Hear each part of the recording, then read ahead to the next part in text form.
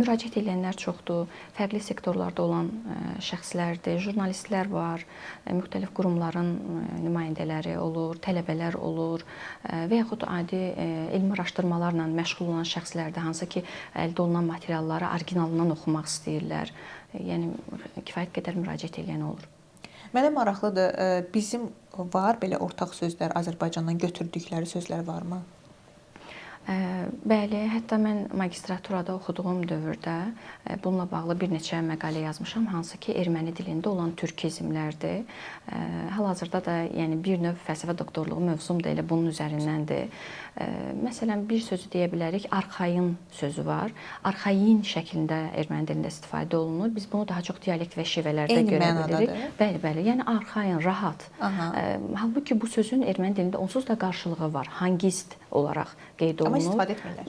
Eləyirlər, amma danışıq dilində daha çox bunu istifadə eləyirlər. Başqa? Bu türk sözü, başqa məsələn xot sözü var.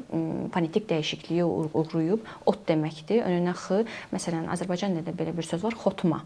Yəni ot tayaları nəzərdə tutur. Onun kökündən götürülmüş bir söz kimi qiymətləndirmək olar.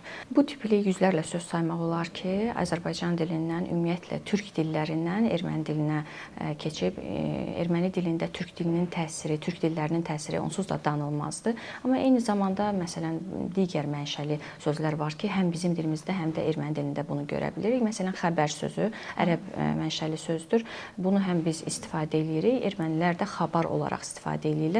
Halbuki lur, yəni qarşılığı bəli var. Lur sözü xəbərdir, amma xabar şəklində də istifadə edirlər.